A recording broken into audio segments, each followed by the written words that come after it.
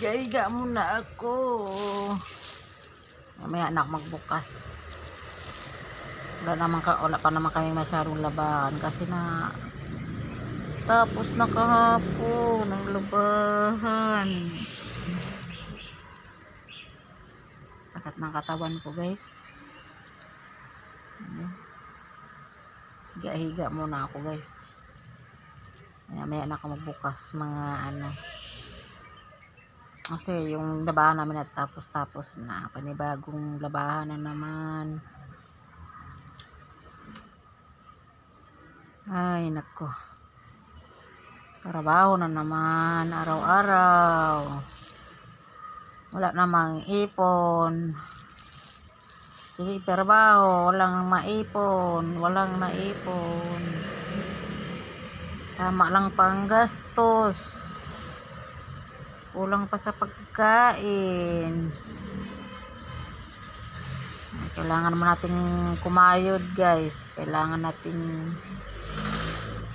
magtrabaho kasi mahirap pag walang trabaho. Nga kain bubog. Ito muna ako sa kwarto. Ayan, ito yung kwarto namin, guys. Ayan. Yan.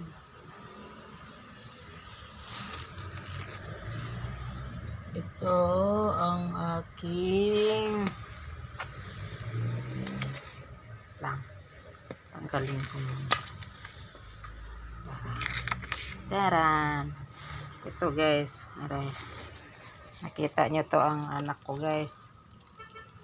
Ayan.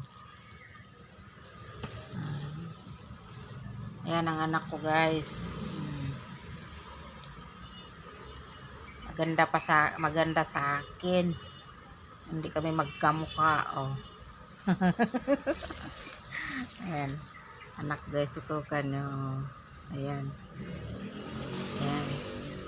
Miss na miss ko na anak ko. Nasa probinsya. Hindi kasi kami magkasama, guys. Kasi dito ako sa Manila. Nasa probinsya siya sa mama ko. Simula nag-grade 1 siya, doon na siya sa probinsya. Mama ko ang nag-aasikaso. Ano pa lang siya doon, guys. Umuwi siya ng 6 years old. O, ayan na siya ngayon. O. Ayan na siya. Ang aking baby girl. Kita nyo. Diba? Layo ng mukha namin, guys, no?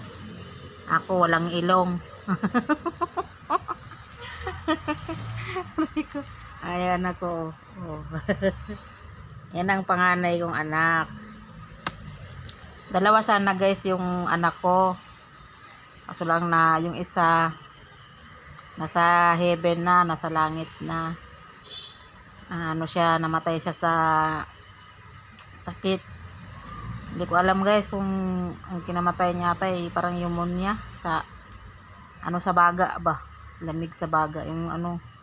Yung bunso ko, kamukha ko yun.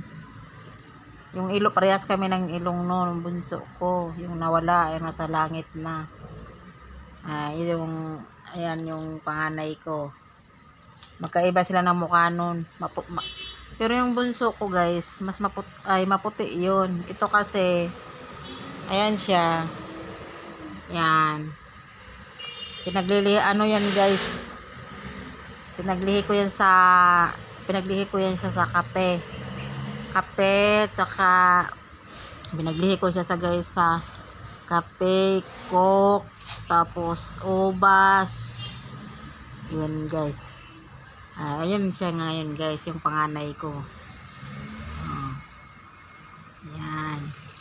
Yan po ang aking anak na nag-aaral ng grade 10 ngayon. Ilang years na lang, guys, magagraduate na siya ng grade 12.